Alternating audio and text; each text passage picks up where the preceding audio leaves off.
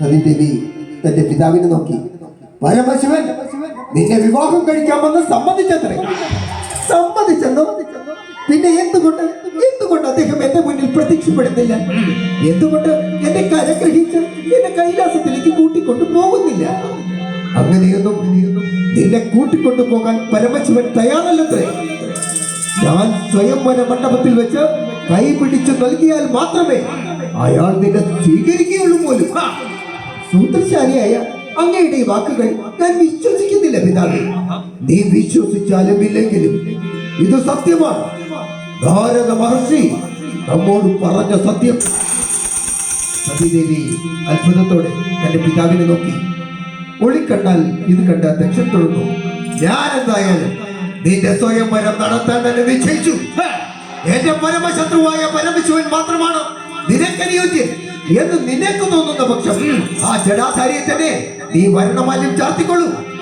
അതിൽ നിന്റെ തീരുമാനം എന്തു തന്നെ ആയിക്കോട്ടെ. നീ എന്റെ ഒപ്പം കൊട്ടാരത്തിലേക്ക് തിരിച്ചു വന്നുകൊള്ളണം. ആദ്യമൊക്കെ ഒന്ന് തർക്കിച്ചെങ്കിലും ദക്ഷന്റെ വാക്കുകൾ വിശ്വസിച്ച സതീദേവി അവസാനം കൊട്ടാരത്തിലേക്ക് തിരിച്ചു ചെല്ലാമെന്ന് സമ്മതിച്ചു.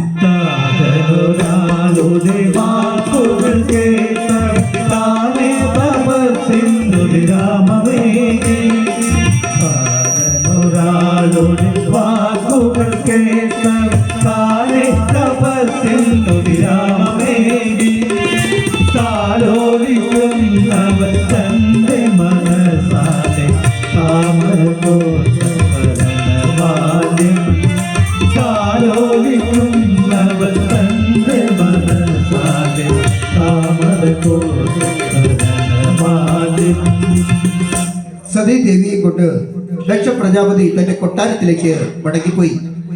അവളെ ഈ കുട്ടി മടങ്ങുന്ന വേളയിൽ ദക്ഷൻ അവളോട് ഒരു കാര്യം കൂടി പറഞ്ഞു. സ്വയംവര ദിവസം 3 ലോകത്തെയും സകലമാന വീരന്മാരും ദേവാദിദേവന്മാരും സ്വയംവര വേദിയിൽ സന്നിഹിതരായിരിക്കും. അന്ന് ആ വേദിയിൽ വെച്ച് നീ ആർക്കെങ്കിലും ഒരു വീരന് മരണമാല്യം ചാർത്തി നിന്റെ ഭർത്താവായി സ്വീകരിച്ചേ മതിയാകും.